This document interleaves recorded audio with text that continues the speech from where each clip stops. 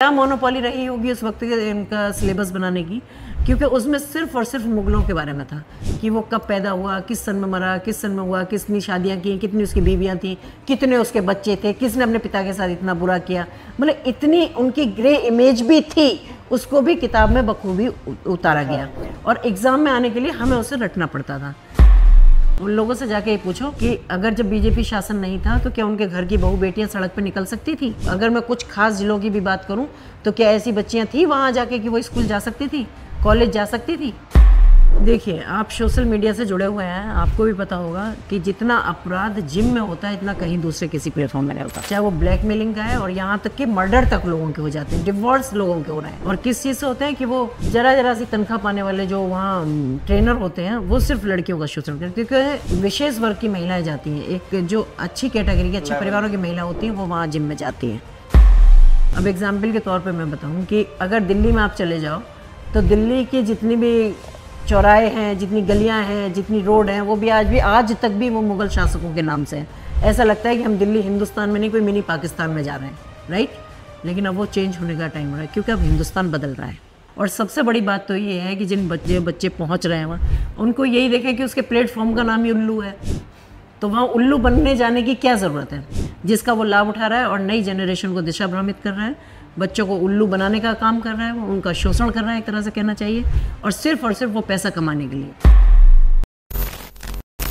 आज का हमारा पॉडकास्ट शो एक ऐसी शख्सियत के साथ है जो महिलाओं को हमेशा आगे बढ़ाने के लिए प्रोत्साहित करती हैं और साथ ही साथ जो भी उनकी परेशानियां होती हैं उनको हमेशा सुलझाने का ही प्रयास करती हैं। सो गाइस, तो मैं बात कर रहा हूं डॉक्टर बबीता सिंह चौहान जी की, जो उत्तर प्रदेश राष्ट्रीय महिला आयोग की अध्यक्ष हैं।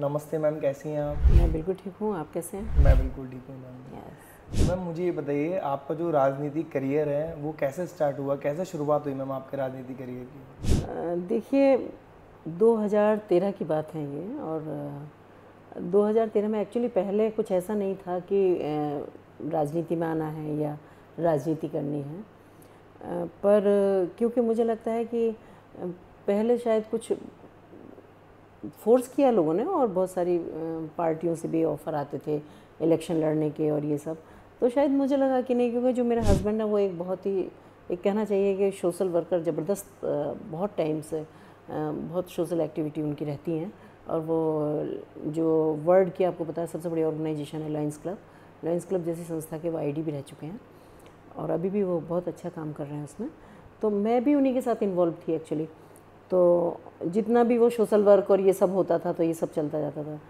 2013 में कुछ, अगर मैं कहूँगी कि भारतीय जनता पार्टी के लोगों का एक ऐसा लगा कि भाई अब कुछ अच्छा होने वाला है और कुछ बदलाव ज़रूर होना चाहिए, तब हमारे यहाँ थोड़ा सा मुझे कहा गया ज्वाइन करने के लिए। तो क्योंकि मेरी और जितेंद्र जी की दोनों की फैमिली की बैकग्राउंड जो है वो पॉलिटिक्स में, राजनीति में सब इन्वॉल्व रहे, तो कहीं ना कहीं ब्लड में राजनीति तो थी।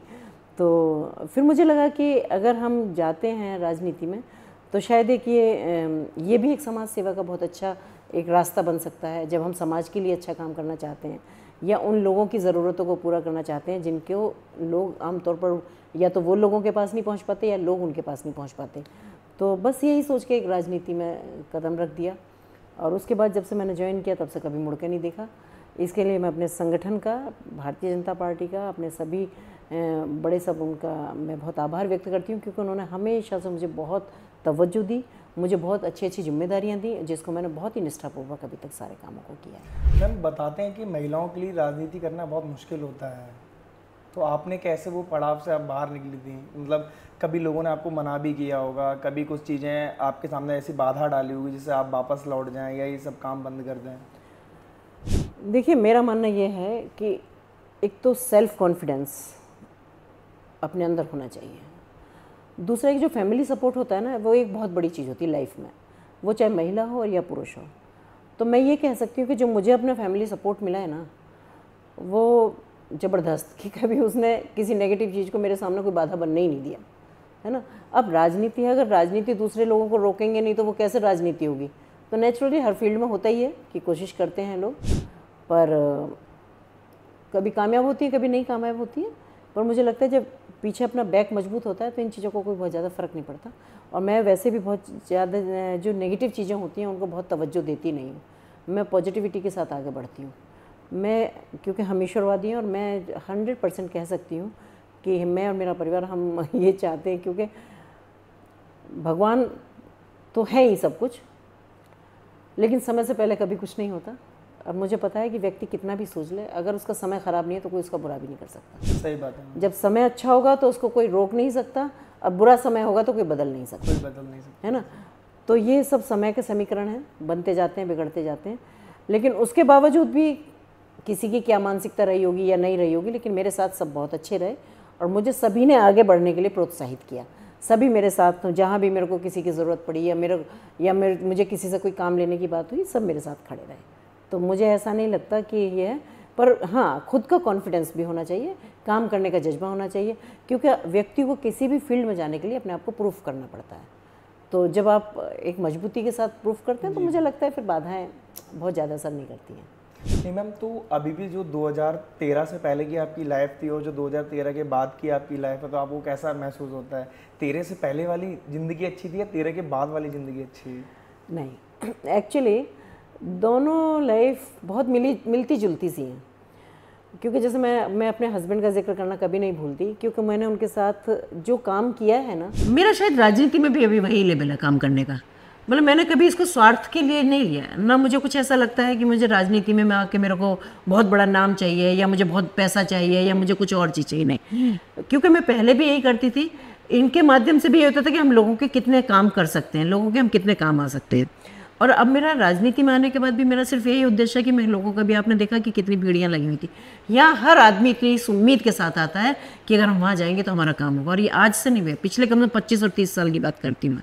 और इस घर पे भी प्रभु की ऐसी कृपा है कि जो यहाँ आ गया वो कभी निराश नहीं हुआ, वो कोई भी हो, चाहे वो पढ़ने वाले बच्चे हों, चाहे वो बीमार हों, चाहे वो कोई किसी और की मदद है, गरीबों की बच्चियों की शादी है या जो भी है, मतलब हम दोनों ही इतना इन्वॉल्व रहे इन चीज़ों में।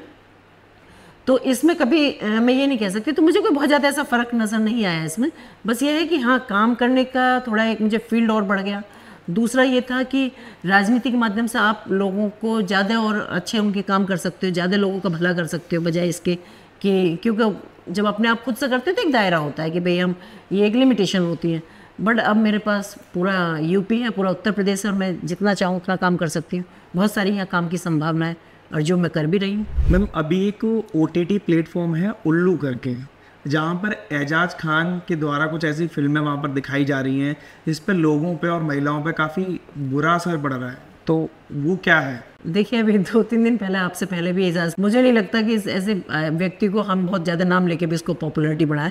और सबसे बड़ी बात तो ये है कि जिन बच्चों का वहाँ, जो बच्चे पहुँच रहे हैं वहाँ, उनको यही देखें कि उसके प्लेटफॉर्म का नाम ही उल्लू है, तो वहाँ उल्लू बनने जाने की क्या ज़रूरत है, जिसका वो लाभ उठा रहा है और नई जनरेशन को दिशा भ्रमित कर रहा है, बच्चों को उल्लू बनाने का काम कर रहा है, वो उनका शोषण कर रहा है एक तरह से कहना चाहिए, और सिर्फ वो पैसा कमाने के लिए। लेकिन हमारे यंगस्टर और हमारे बच्चे जो टीनेजर हैं स्पेशली, उनको मैं कहना चाहूँगी कि इन चीज़ों को भी समझना चाहिए। माना कि टेक्नोलॉजी के लिए आप आज बहुत ज़रूरत है हमें हर चीज़ की, लेकिन अच्छा और बुरा दोनों चीज़ों की समझने की बुद्धि भी भगवान ने हमें दी है। तो मैं पहले भी यही कह रही थी, आज भी ये कहूँगी कि बच्चों को अपने थोड़ा पेशेंस से काम लेना चाहिए। जैसे एक शो था कि बताया कि भाई लड़कियों को कपड़े उतारने के लिए और ये सब प्रमोट कर रहे हैं वो, और वहाँ सब चीज़ें। तो मुझे लगता है कि एक जैसे एक ब्लैकमेलर नहीं होता कि भाई आपने शो में उसको एंट्री दी पहले, फिर धीरे धीरे कुछ एपिसोड ऐसे चलाए कि ठीक है वो वहाँ, जब लास्ट में जब ये होता है कि भाई अब हार जीत का टाइम है, तो आप धीरे धीरे आप उनसे कुछ भी गलत काम कराने के लिए उनको तैयार कर रहे हैं। तो मुझे लगता है एजाज खान जैसे लोगों पर कार्रवाई होना चाहिए, इनकी शो, इनके प्लेटफॉर्म भी बिल्कुल बंद कर देने चाहिए, और इनको बिल्कुल परमिशन नहीं मिलनी चाहिए टीवी पे या किसी शो में काम करने की, क्योंकि ये सिर्फ और सिर्फ समाज में गंदगी फैलाने का काम कर रहे हैं। इसके साथ मैं कहना चाहूँगी कि जो हमारा युवा वर्ग है वो इस तरह की चीज़ों को ना अपनाए, क्योंकि दुनिया में और भी बहुत सारी अपॉर्चुनिटी है। ज़रूरी नहीं है कि हम सिर्फ अपने कोई इतना एक्सपोज करके या इस तरह से करके हम गंदी हरकतें करके हम फेमस हो सकते हैं, नहीं। बहुत सारी और सारी चीज़ें, और आज के जो हमारे नौजवान हैं, हमारे जो युवा वर्ग हैं, वो बहुत टैलेंट भी है उनमें, मल्टी टैलेंट बच्चे हैं आजकल के, पर अपने टैलेंट को एक गलत तरीके से ना जाएं। उसके साथ ही मैं पेरेंट्स से भी रिक्वेस्ट करूँगी कि वो ज़रूर ये देखें कि हमारे बच्चे कहाँ जा रहे हैं और कब और क्या कर रहे हैं। बिल्कुल बच्चों के ऊपर भी बात नहीं छोड़ देना चाहिए क्योंकि इस अंधी दौड़ में शामिल नहीं होना चाहिए। मैम, पेरेंट्स का तो ये कहना होता है कि बच्चे हमारी सुनते नहीं हैं, उनके जो मन में आता है वो करते हैं, फिर बाद में कुछ ऐसा गलत हो जाता है, फिर वो माँ बाप भी दुखी होता है, वो बच्चा भी दुखी रहता है कि जब मेरी समझ में ये क्यों नहीं आया।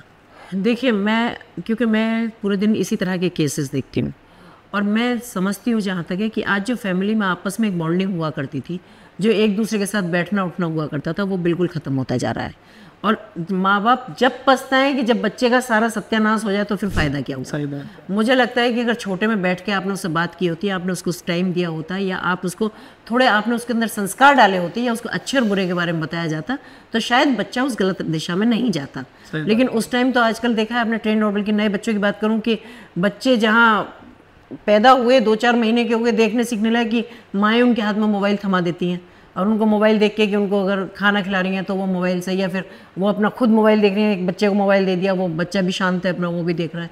तो हम उनमें क्या संस्कार दे रहे हैं, हम उनमें क्या डाल रहे हैं? तो ये कुछ ना कुछ तो गड़बड़ हम माँ बाप भी कर ही रहे हैं ना। सही बात है। तो मुझे लगता है कि जो माँ बाप हैं उनको भी थोड़ा सा समझना चाहिए कि हमारी परवरिश में कहीं ना कहीं तो कमी रही होगी कि अगर बच्चे हमारे इस रास्ते पर चले गए। तो मैं ये दावे के साथ कह सकती हूँ, क्योंकि भारत में अगर बात की जाए, हिंदुस्तान की अगर बात की जाए, तो यहाँ संस्कारों को बहुत मान्यता दी जाती है।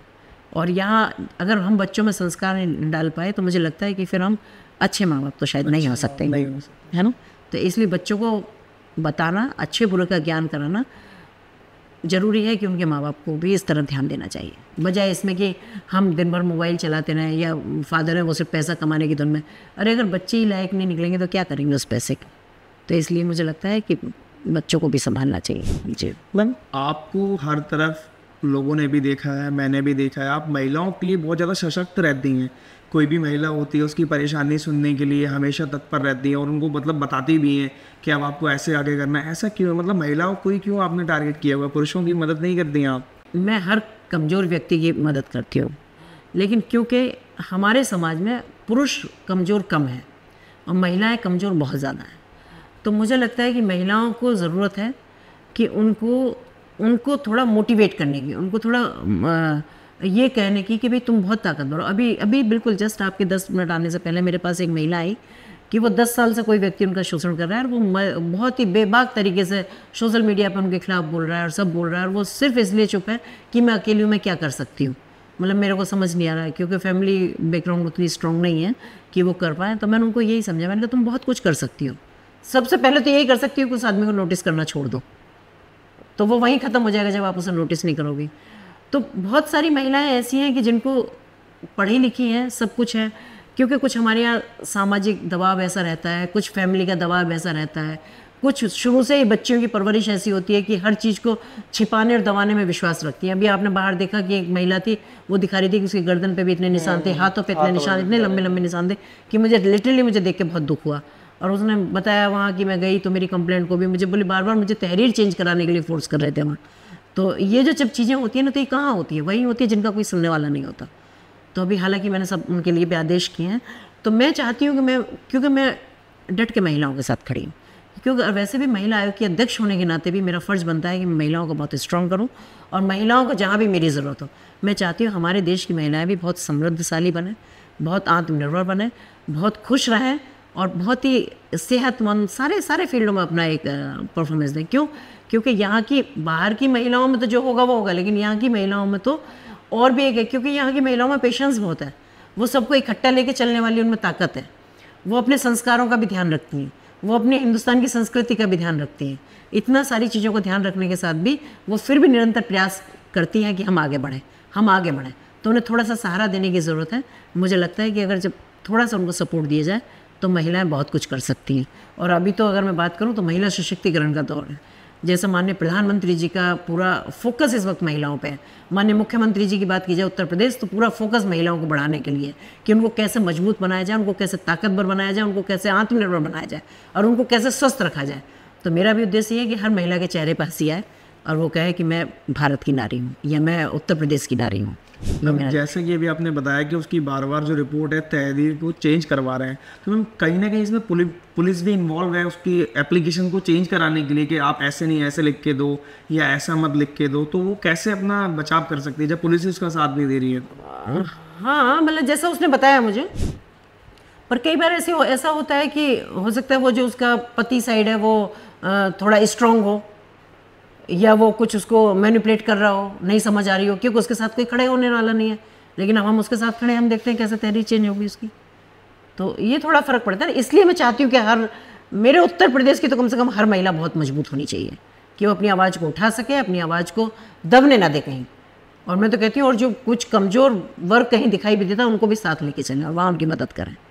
मैम, अभी हाल ही में आपने कुछ नोटिस जारी किए थे जिसमें आपने 10 ऑप्शंस रखे गए थे कि यहाँ पर मेल स्टाफ का होना बहुत ज़्यादा ज़रूरी है, जिसमें हम पहले बात करते हैं जिम की। मैम, जैसे आपने उसमें बताया था कि एक महिला ट्रेनर भी उसमें होना बहुत आवश्यक है। देखिए, आप सोशल मीडिया से जुड़े हुए हैं, आपको भी पता होगा कि जितना अपराध जिम में होता है इतना कहीं दूसरे किसी प्लेटफॉर्म में नहीं होता, चाहे वो ब्लैकमेलिंग का है और यहाँ तक कि मर्डर तक लोगों के हो जाते हैं, डिवोर्स लोगों के हो रहे हैं।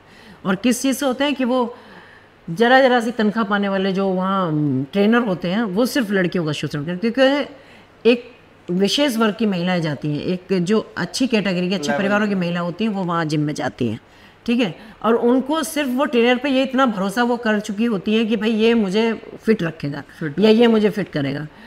वहाँ ड्रेसेस भी ऐसी होती हैं कि जो हम जब जिम करते हैं, जब एक्सरसाइज करते हैं तो नेचुरली हम बिल्कुल फिट रहने के लिए वैसे पहनेंगे। या फिर वहाँ जो ट्रेनर है निश्चित रूप से कि आपको हाथ ऐसे फोल्ड करना है, पैर ऐसे करना है, वो करना है, तो टच भी करते ही हैं। अच्छा, कई बार क्या होता है कि महिलाएं सिर्फ इसलिए नहीं बोल पाती कि ये मेरा ट्रेनर है। अगर मैं अपने घर में जाके कहूँगी तो घर वाले मना कर देंगे, नहीं जाऊँगी तो मैं फिट नहीं रह पाऊँगी, क्योंकि इतनी भागदौड़ वाली ज़िंदगी है लोगों की। तो लोग चाहते हैं कि भाई अब जिम में जाएँ, थोड़ा सा एक्सरसाइज करके आएँ, थोड़ा फिट रहें।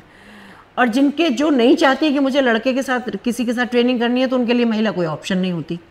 मैं ये कहना चाहती हूँ, जबकि अगर मैं देखूँगी, आप किसी भी जिम में जाके देखेंगे तो 60 और 40% का रेशियो है। 60% महिला है और 40% लड़के हैं। सही बात। तो अब वहाँ अगर ये रेशियो है तो वहाँ महिला ट्रेनर क्यों नहीं है? एक तो इसलिए कि महिला कंफर्टेबल रहेंगी, मैं प्रतिबंध नहीं कर रही किसी को कि जो चाहे वो करे जिसके साथ भी, लेकिन जो नहीं करना चाहती पुरुषों के साथ या लड़कों के साथ, उनके लिए तो महिला ट्रेनर होना चाहिए।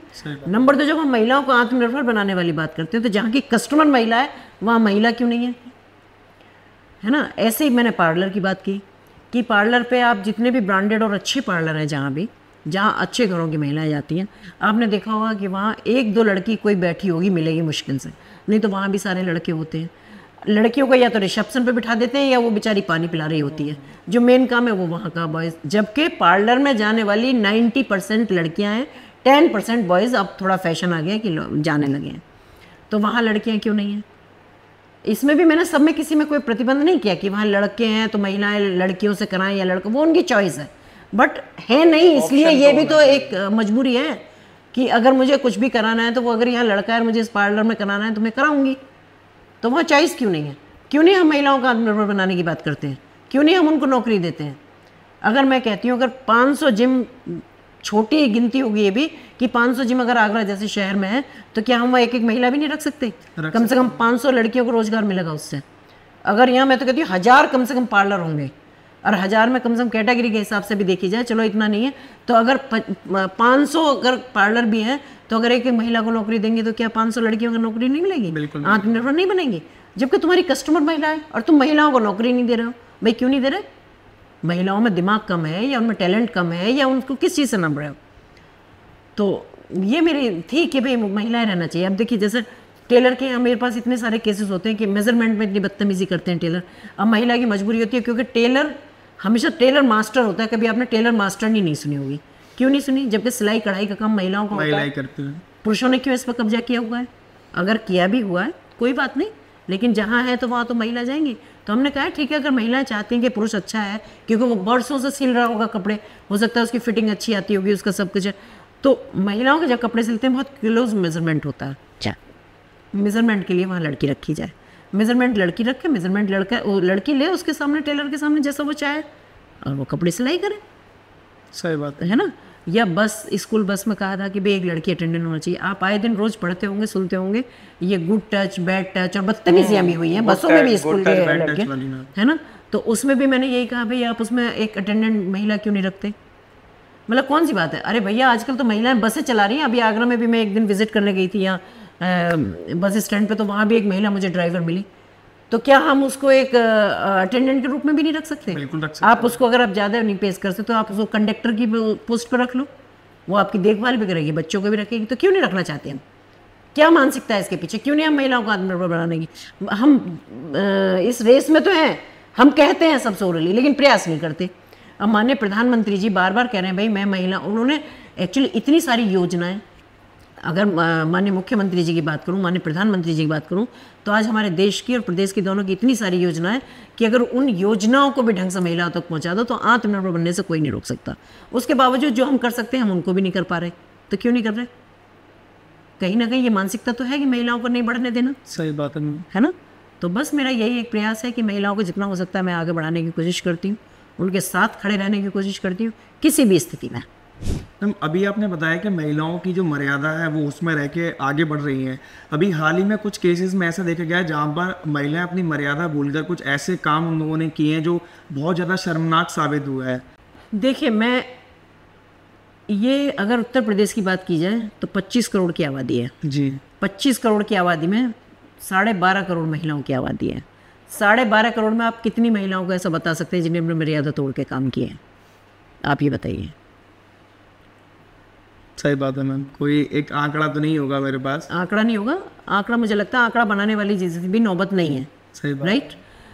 जो एक दो केस जिनके बारे में आप कहना चाह रहे होंगे कि जो इतने हाईलाइट हो गए या कुछ भी हो गए, मैं तो यही कहूँगी कि कई बार कोई पागल अगर सड़क पे घूम रहा हो और बहुत इंटेलिजेंट आदमी भी जा रहा हो और उठा के पत्थर मार देगा तो सर तो फूटेगा ही ना। सही बात है ना? लेकिन ये ना हमारे संस्कार है ना ही हमारी संस्कृति है। पर एक केस हुआ, इतना उछला, ठीक है, लेकिन महिलाओं के साथ आपने अत्याचार देखे हैं? उस पर कभी किसी ने सवाल खड़ा नहीं किया? नहीं किया ना। रोज पुरुषों ने कितने कितने अत्याचार, जिसके 2 एग्जाम्पल तो आप अभी मेरे सामने ही देख चुके हैं यार। इस अत्याचार के बाद कभी पुरुषों पर सवाल क्यों नहीं खड़ा किया गया? करिए ना एक बार, कभी उनका भी तो, महिलाओं का भी तो दर्द समझिएगा। ऐसा थोड़ी है। तो इसलिए ये, क्योंकि जब कोई चीज़ एकदम से होती है और कहीं कहीं होती है तो वो ज़्यादा नज़र आती है, और जो चीज़ रोज़ होती है और रोज़ हो रही है और सदियों से चली आ रही है वो नोटिस ही नहीं करता क्योंकि आदमी उसका आदी हो गया। मैम आपके साथ से आपने बताया कि पुरुष कभी ये नोटिस नहीं करता कि महिलाओं पे कितना अत्याचार होता है। जब कभी ऐसे केसेस होते हैं जहाँ महिलाएं ज़बरदस्ती पुरुषों को ये कहकर फंसा देती हैं कि ये हमसे दहेज मांग रहे हैं या हमको ज़बरदस्ती मार रहे हैं, कभी कभी ऐसे केसेस में देखा जाता है कि पुरुष का जो पूरा घर होता है उसको पुलिस ले जाती है, केवल एक उसकी घर में जो भी महिला है उसकी केवल इतना कहने से कि ये मुझसे दहेज मांग रहे हैं और मुझे मार रहे हैं या मेरा शोषण कर रहे हैं। उस पर मैम आपके क्या विचार रहेंगे? देखिए, मेरे पास तो बहुत सारे केसेस ऐसे आते हैं। पहली बात तो ये सुनिए कि मेरा जो अपना वो है कि मैं कभी भी एक पक्ष को नहीं सुनती, किसी भी तरह का केस हो, दहेज का हो या कोई शोषण हो या कोई भी हो, मैं कभी एक पक्ष को नहीं सुनती। दोनों पक्ष सुने बगैर न्याय नहीं करती। हाँ, तो मैं हमेशा दोनों पक्षों को सुनती हूँ और मेरे जहाँ भी जो मेरे फैसले होंगे या मेरे थ्रू अगर कहीं भी कार्रवाई कराई गई होगी तो आप देख सकते हैं कि वहाँ जेन्युइन हुई होगी। कभी कोई ये नहीं कह सकता कि हम मैडम के आदेश से या मैडम की चिट्ठी से या मैडम के उससे हमें गलत फंसा दिया गया। तो ये मेरा अपना रूल है। बाकी लोग क्या करते हैं वो तो अब दुनिया है, मुझे नहीं पता। सही बात है मैम। तो मैम आपको उत्तर प्रदेश का पूरा चार्ज संभाल के कैसा महसूस होता है? मुझे बहुत अच्छा लगता है और इसका मैं अपने नेतृत्व को भी धन्यवाद देती हूँ कि उन्होंने मेरे ऊपर विश्वास जताया है इतना, क्योंकि मुझे अब जिसमें मेरा इंटरेस्ट था, actually interest in the sense कि जिस नेचर की मैं हूँ कि मुझे लोगों की मदद करनी चाहिए, मुझे लोगों को आगे बढ़ाना चाहिए, मैं और अच्छा क्या कर सकती हूँ। मेरे हर दिन मेरे अंदर जो एक ललक रहती है कि मैं और अच्छा क्या कर सकती हूँ और अच्छा क्या कर सकती हूँ, तो वो मेरी जो भावना थी वो उसमें मैं कामयाब हो रही हूँ।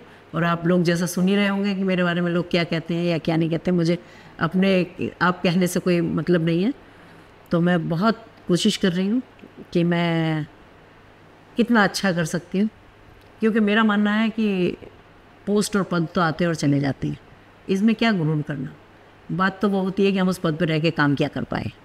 लोग उसको याद रखेंगे कि हमने काम क्या किया। ये तो जब भी मेरा कार्यकाल पूरा हुआ तो मैं हाँ बिल्कुल, तो मैं वही कर रही हूँ और लोग बहुत खुश हैं। मैम आपकी नज़र में एक महिला होने का असली मतलब क्या है? बहुत टफ सवाल भी है, लेकिन अगर हम भारत में रहते हैं तो मुझे लगता है कि तुम भी इस चीज़ को अच्छे से समझते होगे कि हमारे हिंदुस्तान में किस तरह से महिला को परिभाषित किया जाता है। क्योंकि महिला हमारे यहाँ 4 रूपों में होती है। सबसे पहले बेटी होती है, बहन होती है, फिर पत्नी होती है, फिर वो माँ होती है। और चारों रूपों में सोचो कि उससे कितनी सारी उम्मीदें होती हैं।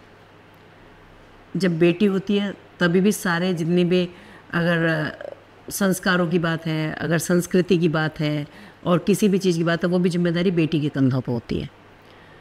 फिर जब बेटी की शादी हो जाती है तो फिर वो माँ बनती है।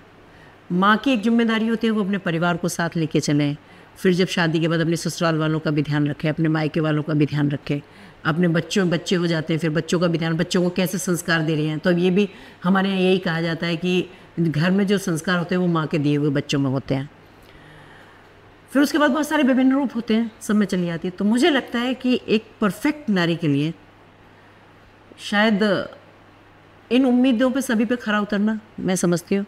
और क्योंकि हम लोगों के एक पैदाइशी ये गुण है महिला, भारतीय महिला की अगर बात की जाए, कि हम इन सब जिम्मेदारियों को बहुत ही अच्छे तरीके से निभाते हैं, बिल्कुल पूर्णता के साथ और निष्ठा के साथ। तो मुझे लगता है कि जब अगर हम अपने संस्कारों को जिंदा रखते हुए, अपनी संस्कृति को बचाते हुए अपने परिवारों के साथ हम खड़े रहते हैं, हम समाज के साथ हम खड़े रहते हैं और एक अपनी अच्छी एक इमेज बिल्डिंग अगर हम डेवलप कर पाते हैं, तो मुझे लगता है कि इससे खूबसूरत परिभाषा कुछ और नहीं है। मैम, जो हमारी संस्कृति है वो जो जनरेशन है इसमें ख़त्म होती जा रही है, तो उसको आप कैसे पकड़ सकते हैं वापस से संस्कृति को, लोग बाग उसको समझें वापस से? देखिए, बिल्कुल आपने सही कहा, क्योंकि इसमें भी मैं जहाँ तक समझती हूँ वो सोशल मीडिया का बहुत बड़ा रोल है।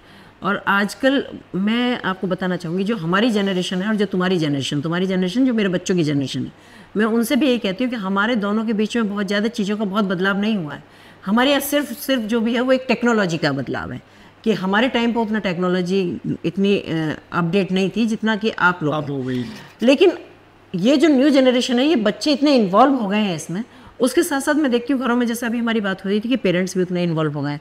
तो वो क्योंकि हम वो घरों में बात करना भूल गए, हम उन्हें अच्छी कहानियाँ सुनाना भूल गए, हम उनके साथ अच्छे जो फैमिली टॉपिक होते थे उनसे बात करना भूल गए। जॉइंट फैमिली ख़त्म हो गई, परिवार बहुत छोटे हो गए। ज़्यादातर एक लड़का होता है, एक लड़की होती है, उनको भी एक अब स्पेस चाहिए होता है। अब घर बड़े हैं, लोग नहीं हैं उसमें रहने वाले। पहले घर छोटे होते थे लेकिन जॉइंट फैमिली होती थी, लोग होते थे, सब एक दूसरे के साथ अपनी फीलिंग शेयर करते थे। लेकिन क्योंकि इसका दुष्प्रभाव जो है वो सारे समाज में फैलता जा रहा है और ये सब हर घर उसको देख रहा है ये सब। तो मुझे लगता है कि जहाँ जहाँ हम चीज़ों को भूलते जा रहे हैं, एक टाइम ऐसा भी होता है जब आप जैसे लोग, बच्चे जब बड़े होते हैं, जैसे मेरे भी बच्चे हैं, कुछ भी हो सकता है कुछ देर के लिए उनको थोड़ा लगता हो कि नहीं साहब हम ये नहीं, लेकिन एक टाइम पे आकर उनको भी समझ आ रहा है कि नहीं, अगर हम परिवार के साथ रहेंगे और परिवार अगर हमारे साथ खड़ा है तो दुनिया में कोई हमारा कुछ नहीं बिगाड़ सकता। या जो हमारे परिवार के संस्कार हैं अगर हम उनको लेकर आगे बढ़ेंगे तो मुझे लगता है कि हमारी समाज में एक अच्छी पहचान बनेगी।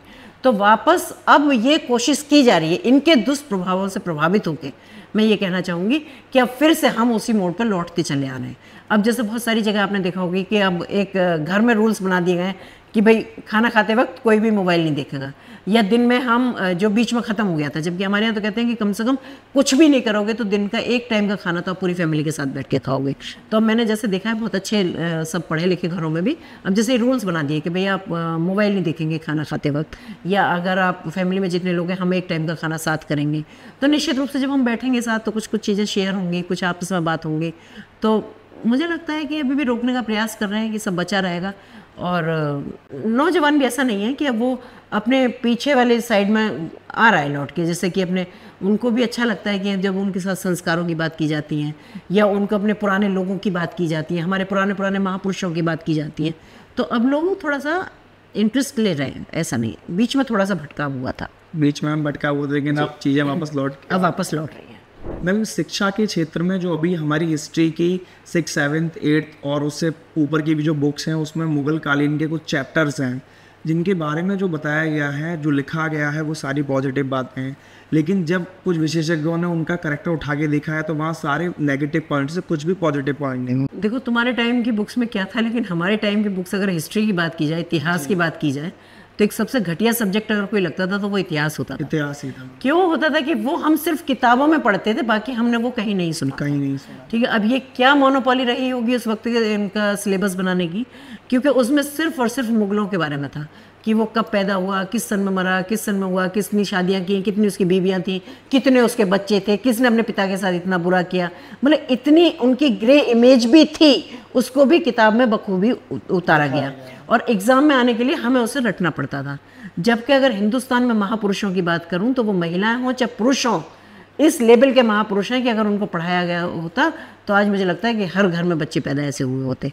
ठीक है, तो ये भी एक बहुत बड़ा दुष्प्रभाव रहा हमारी नई जनरेशन पे कि हमें जो इतिहास को इस तरह से पढ़ाया गया, उन्होंने हमारा इतिहास तो कहीं छोड़ा ही नहीं। हमारा इतिहास तो कुछ सालों से निकल के आ रहा है, जिसको अब लोग देख रहे हैं और आप लोग भी देख रहे हैं कि अब हमें बताया जा रहा है, अब पढ़ाया जा रहा है बच्चों को कि अब ये क्या है। लोग कहते हैं अच्छा ये भी कोई हमारे महापुरुष थे, लोगों को ये मतलब बच्चों को ये कहते हुए सुना जा रहा है, क्योंकि उन्होंने कभी सुना ही नहीं। क्योंकि हिस्ट्री में एक कुछ ना कुछ एक, मैं तो कहूँगी कि षड्यंत्र के खातिर ही था। अगर हमारे महापुरुषों की बात की जाए, जैसे महाराणा प्रताप की अगर बात की जाए तो एक पोएम डाल दी किसी बुक में, वो भी हिंदी में, हिस्ट्री में तो वो भी नहीं थी, या किसी में कुछ ऐसा कर दिया। पर अगर डीपली जब हम हिस्ट्री की बात करते हैं कि हिस्ट्री हमें समझनी चाहिए और नेचुरली जहाँ हम रह रहे हैं तो हमें हिस्ट्री का ज्ञान होना चाहिए, लेकिन हिस्ट्री के नाम पे सिवाय मुगलों के हमने कुछ नहीं पढ़ा। तो मुझे भी बहुत घटिया सब्जेक्ट लगता था कि उसकी इतनी मतलब क्योंकि वो हम यूज टू तो थे नहीं, ना तो नामों के यूज टू हैं, ना उनकी कार्यशैली के यूज टू है, तो वो एक हमारे कैरेक्टर से अलग हट के चीज़ें हमें पढ़ाई जाती नहीं। तो मैं तो कहूँगी कि वो चीज़ जो हमारे मतलब की नहीं थी, 100% झूठ, जिनका झूठ सामने निकल के आ रहा है, उन चीज़ों को हटा देना चाहिए। और जो हमारे महापुरुष हैं उनकी जो सच्ची और अच्छी चीज़ें हैं उनको हिस्ट्री में दोबारा से डालना चाहिए, जिससे हमारे नौजवान, जिससे हमारे आगे आने वाले बच्चे भी देखें कि भाई हमारा इतिहास क्या था। मैम, देश की जो पहली सरकार बताते हैं वो कांग्रेस पार्टी रही है इंदिरा गांधी जी के समय में, तो उस समय पे शिक्षा की पद्धति दोबारा लॉन्च हुई होगी, तो उस समय पे क्या कांग्रेस पार्टी ने ऐसा नहीं सोचा होगा कि हम लोग हिस्ट्री की बुक्स में क्या चैप्टर्स दे रहे हैं, क्या हमको देने चाहिए, या क्या जो हमारा बैकग्राउंड है क्या वो क्या रहा है? अगर उन्होंने सोचा होता तो उन पर कौन सा दबाव था कि वो इस तरह की चीज़ें दे रहे होते। अब एग्जाम्पल के तौर पे मैं बताऊं कि अगर दिल्ली में आप चले जाओ तो दिल्ली की जितनी भी चौराहे हैं, जितनी गलियां हैं, जितनी रोड हैं, वो भी आज तक भी वो मुग़ल शासकों के नाम से हैं। ऐसा लगता है कि हम दिल्ली हिंदुस्तान में नहीं, कोई मिनी पाकिस्तान में जा रहे हैं, राइट। लेकिन अब वो चेंज होने का टाइम हो रहा है, क्योंकि अब हिंदुस्तान बदल रहा है। जो उनकी चीज़ें थी वो काफ़ी चली, काफ़ी चली। लेकिन मैं फिर भी ये कहूँगी कि हमने उस तरह का इतिहास पढ़ने के बाद भी और इतना सब कुछ देखने के बाद भी वो असर हमारे ऊपर नहीं हो पाया। वो शायद हमारे संस्कार थे, वो हमारे हिंदुस्तान की संस्कृति थी कि उनकी पढ़ाई और बताई चीज़ों का भी हमारे ऊपर बहुत असर नहीं हो पाया, राइट। जैसे अगर हमने 7th या 6th में महाराणा प्रताप की पढ़ी होगी, मीराबाई को पढ़ा हुआ, वो हमें आज तक याद है। और मैं सीरियसली अपनी बात बताऊँ कि हिस्ट्री मैंने क्या पढ़ी मुझे अभी बिल्कुल एक शब्द भी याद नहीं है। तो ये कहीं ना कहीं हमारे संस्कार रहे होंगे, हमारी संस्कृति जिसमें हम जी रहे हैं, जिसमें हम सांस ले रहे हैं, वो शायद उसका असर रहा होगा। तो ये भी चीज़ है। और अब तो मैं ये कहूँगी कि अब तो हिंदुस्तान पूरा बदल रहा है, बदल ही गया है। जो थोड़ा बहुत रह गया वो भी बदल जाएगा। अगर उत्तर प्रदेश की बात करूँ तो आप देख ही रहे हैं कि उत्तर प्रदेश पूरी तरह से बदल चुका है, कि अब यहाँ कितना अच्छा माहौल है, कितना बहुत अब तो बहुत ही अच्छा है। मैम, लोग तो आज भी कह रहे हैं कि बीजेपी शासनकाल में रेप और जो लूट कांड वाली हत्याएं वो दिन ब दिन बढ़ती जा रही हैं, तो कैसे अच्छा बता रहे हैं आप? उन लोगों से जाके ये पूछो कि अगर जब बीजेपी शासन नहीं था तो क्या उनके घर की बहू बेटियां सड़क पर निकल सकती थी? क्या कोई बच्ची ऐसी थी कि जो कहीं, अगर मैं कुछ खास जिलों की भी बात करूं तो क्या ऐसी बच्चियां थी वहां जाके कि वो स्कूल जा सकती थी, कॉलेज जा सकती थी? अगर सामने से कोई लड़की जा रही है और खुली वो वैन टाइप की निकलती थी तो वो भी एक खतरे का निशान होती थी कि वहाँ से कि पता नहीं किस सड़क चलती हुई लड़की को उठा के ले जाएंगे और किस महिला को ले जाएंगे। और महिला और लड़कियों की तो बात छोड़ो, क्या व्यापारी सुरक्षित थे? क्या हमारे घर के जो अच्छे घर थे उनके घर के लड़के सुरक्षित थे? कभी कोई सुरक्षित रहा है? रात को अगर अंधेरा होता था तो घर में सिर्फ पेरेंट्स को एक ये चिंता रहती थी, लड़कियों को तो बाहर निकलने का सवाल ही नहीं था, लेकिन लड़कों के लिए भी रहती थी, भाई इतनी देर हो गई अभी आया नहीं वापस। ये माहौल था। तो मैम, पहले के समय में और अब के समय में महिलाओं के समक्ष बीजेपी ने क्या सुरक्षित वो रखे हैं एस्पेक्ट? महिलाओं को जितना मजबूत हो सकती है उतना मजबूत बनाने का उन्होंने अवसर दिए हैं। इतना सुरक्षित वातावरण उन्होंने दिया है कि आज अगर महिला 12 बजे भी जा रही है तो 12 बजे किसी की हिम्मत नहीं है कि आँख उठा के देख लें। और अगर जो इस तरह की करतूतों को जिन्होंने अंजाम दिए हैं उनको आपने देखा है कि किस लेवल की सज़ा मिलती है। तो अपराधी तो बच ही नहीं सकता, चाहे वो ज़मीन के अंदर घुस जाए, चाहे वो कहीं भी चला जाए, लेकिन उसको खोद के भी निकाल लिया जाता है। तो अब अपराध हो रहे हैं, ये नहीं कहूँगी कि मैं बिल्कुल ख़त्म हो गए, क्योंकि मेरे सामने भी केस आते हैं, हो भी रहे हैं, पर मैं यही कहूँगी कि अब या तो बिल्कुल विक्षिप्त मानसिकता के लोग हैं, वो अपराध को अंजाम दे रहे हैं, जिनको ना अपनी परवाह है ना अपने परिवार की परवाह है। या फिर मैं तो यही कहूँगी कि जो पागल टाइप के लोग हैं वही इस तरह की हरकतें कर रहे हैं। बाकी अगर कोई समझदार व्यक्ति है और कोई अपने परिवार की भी थोड़ा फिक्र करता है या कुछ भी है, तो मुझे लगता है वो तो कभी सोच भी नहीं सकता कि मैं किसी अपराध में किसी चीज़ को अपराध के रूप में उस काम को करूँ कि जो मेरा अपराध सिद्ध हो। मैम, जो विपक्षी पार्टियां हैं, मैं उनका नाम तो नहीं लूँगा, लेकिन वो आज भी बीजेपी को टारगेट बनाई हुई हैं कि ये मतलब चीज़ें इधर उधर कर रहे हैं और समाज के प्रति हिंदू मुस्लिम वाला जो टॉपिक है उसको छाल रहे हैं ज़बरदस्ती। और लेकिन मैं जहाँ तक मैं समझता हूँ, कहीं भी माननीय मुख्यमंत्री जी ने कहीं भी ऐसा अपना वचन नहीं बोला है वहाँ पर कि हिंदू मुस्लिम आपस में लड़े आके, और फिर भी पब्लिक जो दूसरी विपक्षी पार्टी है वो ऐसा कह के जबरदस्ती दंगे करा रही हैं। विपक्ष का काम ही सिर्फ बोलना है, उसको तो कुछ ना कोई टॉपिक चाहिए, उसको बोलना ही है, ठीक है। तो इसलिए हमारे यहाँ तो कहा जाता है सबका साथ और सबका विकास, सबका विश्वास और सबका प्रयास। तो इसलिए बेवकूफ़ लोग हैं। बाकी ये है कि जो खुराफाती हैं उनको सज़ा मिलेगी ही मिलेगी, ऐसा हो ही नहीं सकता कि ना हो। और विपक्ष का काम मेरा मानना तो ये है कि क्रिटिसाइज़ करना ही है, क्योंकि उनका कोई ऐसा काम ही नहीं है जिसको पब्लिक बोले या कुछ नहीं करे। उल्टा सीधा कुछ बोलेंगे तो उसको थोड़ा मीडिया भी छापेगी, थोड़ा मीडिया भी सुनेगी, आप जैसे लोग भी थोड़ा क्वेश्चन करेंगे। बाकी तो मुझे लगता है कि कुछ नहीं है। मैम, आपकी ड्रेसिंग सेंस को लेके बहुत ज़्यादा सवाल उठते हैं कि आप मतलब बहुत अच्छे लुक में हमेशा दिखाई देती हैं कहीं भी किसी भी प्रोग्राम में। तो ऐसे मैम कैसे मैनेज करते हैं आप? आपका जो साड़ी पहनने का स्टाइल है वो भी सभी लोगों से ज़्यादा डिफरेंट है। देखिए, मैं तो बहुत वैसे सिंपल रहती हूँ, कभी ऐसे नहीं है, पर लोग मुझे पसंद करते हैं। शायद ये वो इतना मुझे इसलिए करते हैं, सबका इतना प्यार मुझे मिलता है, सब इसलिए शायद मुझे पसंद करते हैं। और रहा साड़ी का, तो मुझे भी व्यक्तिगत साड़ी पहनना बहुत पसंद है। तो शुरू से मैंने पब्लिक प्लेस पे तो कम से कम साड़ी ऐसे पहनती हूँ। बाकी मैं कभी कभी वेस्टर्न भी कैरी करती हूँ, ऐसा नहीं है, पर मुझे साड़ी बहुत पसंद है और मैंने हमेशा से साड़ी ही पहनी है। तो अब आप लोग सब पसंद करते हैं या और लोग पसंद करते हैं तो एक अच्छी बात है जी मैम। तो मैम, महिला सशक्तिकरण है और भी चीज़ें, बहुत सारी चीज़ें हैं, हमारे दर्शक यहाँ देख रहे होंगे। तो मैम, एक लास्ट मैसेज आप क्या देना चाहेंगी आज के यूथ को कि उनको कैसे अपनी लाइफ में सर्वाइव करना है, क्योंकि आने वाला समय और ज़्यादा डिफ़िकल्ट होने वाला है सोशल मीडिया के हिसाब से। मैं सारे नौजवान बच्चों को, अपने सभी युवा पीढ़ी को यही कहना चाहूँगी, क्योंकि ये एक कहना चाहिए आपके अच्छे और सुंदर भविष्य के लिए भी बहुत अच्छा टाइम है, आपके ग्रो करने के लिए बहुत अच्छा टाइम है। इसको बजाय इस पे कि हम फालतू की चीज़ों में वेस्ट ना करें, मोबाइल पे और ये सारी जो रील बनाना और ये सब बनाना, क्योंकि ये बात मैं इसलिए कह रही हूँ कि आज जो युवा है वो बहुत भटक रहा है। आप हर वक्त देख सकते हैं कि बच्चों को मोबाइल पे लगे रहना। सोशल मीडिया से थोड़ी दूरी रखें अपनी, कि हमको एक टाइम निश्चित करें कि हमें इस टाइम करना है, बाकी अपने कैरियर पर ध्यान दें। मुझे लगता है कि ये जो टाइम है, वक्त एक ऐसी चीज़ है जो कभी नहीं रुकती और सिर्फ उसका अफसोस रह जाता है जब वो अच्छा वक्त निकल जाता है। तो मैं यही सबसे कहना चाहती हूँ, बच्चों से भी सबसे, कि अपने कैरियर पे ध्यान दें, अपनी सेहत पे ध्यान दें और अपनी सोच को बड़ा करें। अच्छा सोचें, अच्छा सोचेंगे तो अच्छा ज़रूर करेंगे और हमेशा पॉजिटिव रहें। और अपने बारे में भी हमेशा ये कहें कि भाई मैं बहुत कुछ कर सकता हूँ और बहुत अच्छा बन सकता हूँ। एक दिन आप ज़रूर अच्छे बनेंगे, आप अच्छा करेंगे और लोग आपको याद रखेंगे। जी, थैंक यू। धन्यवाद आपका।